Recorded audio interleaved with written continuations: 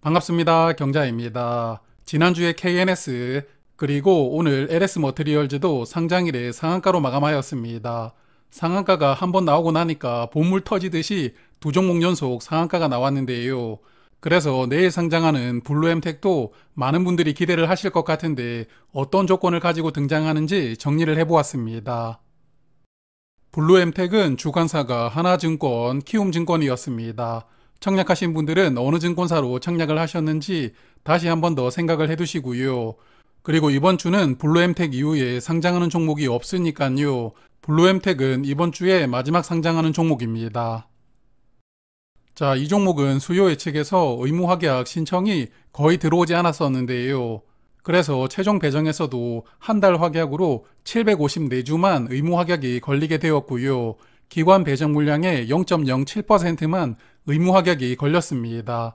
그렇기 때문에 의무 확약은 거의 없다고 보셔도 무방한 수준입니다. 그리고 기관 투자자 배정 물량 대부분은 운용사가 받아갔는데요. 약 79만 주로 전체 물량의 75%를 운용사가 가져갔습니다. 그리고 나머지 물량들도 국내 기관 투자자 중심으로 조금씩 나누어서 가져갔습니다. 자, 그래서 블루엠텍은 상장일에 360만 주가 유통됩니다. 전체 주식의 33.8% 물량이 유통되기 때문에 유통 물량은 조금 많다고 생각이 됩니다. 그리고 공모가 기준 유통금액은 684억 원이고요. 상장일 유통 물량을 보면 공모주주가 140만 주, 기존 주주는 220만 주를 보유하고 있습니다. 그래서 기존 주주가 공모주주보다 더 많은 물량을 보유하고 있으니까요. 청약하기 전에도 한번 체크를 했지만 기존 주주는 어떻게 구성되어 있는지 다시 한 번 더 살펴보겠습니다. 블루엠텍은 상장일에 매도할 수 있는 기존 주주 구성이 조금 복잡합니다.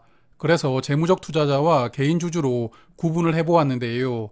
재무적 투자자는 73만 주를 보유하고 있고 개인 주주는 147만 주를 보유하고 있습니다.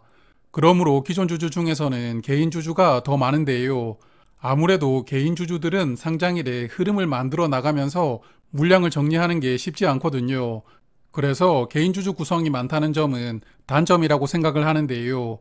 아무쪼록 물량을 분할해서 잘 정리를 해주길 바라보고 싶습니다. 그리고 상장일에 행사 가능한 스톡옵션이 있습니다. 직원 한 명이 보유한 약 29,000주가 상장일에 나올 수가 있는데요. 하지만 스톡옵션 물량이 전체 주식의 0.3% 비중이기 때문에 비중이 아주 미미한 수준입니다. 그래서 스톡옵션은 상장일 흐름에 크게 영향을 주지는 않을 것 같습니다. 자, 그러면 최근 공모주를 조금 정리를 해볼 텐데요. 서두에서 말씀을 드렸지만 오늘 상장했던 LS 머티리얼즈도 상한가로 마감을 하였습니다. 지금 두 종목 연속 상한가가 나오게 되었는데요. LS 머티리얼즈도 시초가부터 공모가 3배 이상에서 시작을 했습니다.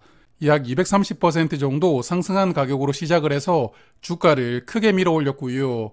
9시 30분 즈음에 상한가에 한번 들어갔다가 풀렸는데 결국 1시간 동안 횡보를 하다가 10시 반에 다시 상한가에 진입을 했습니다. 그리고 이후에는 상한가가 풀리지 않고 마감하는 흐름이 나왔는데요. 그래서 지난번에 KNS는 장 막판에 상한가에 진입을 했지만 LS 머티리얼즈는 오전부터 상한가에 들어갔다는 차이가 나왔습니다.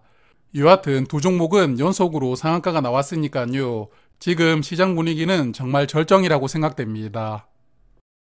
그리고 LS 머티리얼즈는 사이즈가 조금 크다 보니까 공모가 기준 유통금액이 1184억 원이었습니다. 지난주에 KNS보다 유통금액이 9배가 많았는데요. 하지만 상한가가 나오는 것을 보면 지금 분위기상 유통금액이 조금 많다고 하더라도 큰 문제가 되지는 않는 것 같습니다. 그러므로 블루엠텍도 유통금액이 684억 원으로 가볍지는 않은데요. 그래도 기대를 해볼 수 있는 상황이라고 생각합니다. 자, 그래서 최근에 상장했던 5종목 성적을 평균을 해보니까 시초 가격은 204% 상승해서 시작을 했고요. 장중 고가는 248%까지 상승이 나오고 있습니다. 5종목 중에 Y바이오 로직스를 제외하면 4종목은 시작부터 공모가 3배 이상으로 시작을 했는데요. 그래서 내일 블루엠텍도 일단 시초 가격이 공모가 3배 정도 시작할 가능성이 높다고 생각합니다. 그래서 오늘 라이브에서도 말씀을 드렸지만 저는 공모가 3배 정도로 시작을 한다면 장 초반에 매도를 할 생각이고요. 혹시나 공모가 2배 정도 가격으로 시작을 한다면 조금 흐름을 지켜보면서 판단을 해보려고 생각하고 있습니다. 자, 그리고 블루엠텍이 내일 단독 상장하지만 오늘 LS 머티리얼즈가 상한가로 마감을 했잖아요. 그래서 내일은 LS 머티리얼즈 쪽으로도 꽤 많은 수급이 몰릴 가능성이 있습니다. 이렇게 되면 수급이 약간 분산이 될 수가 있는데요.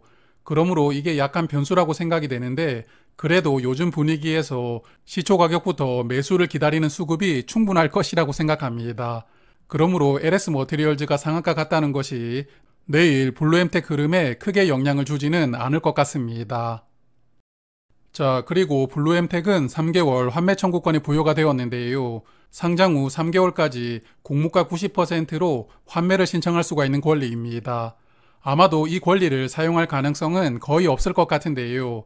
그래도 청약하신 분들은 환매 청구권도 있다 정도로만 생각을 해두시면 좋을 것 같습니다.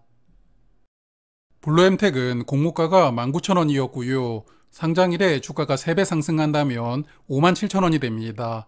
그리고 상한가 가격은 76,000원입니다.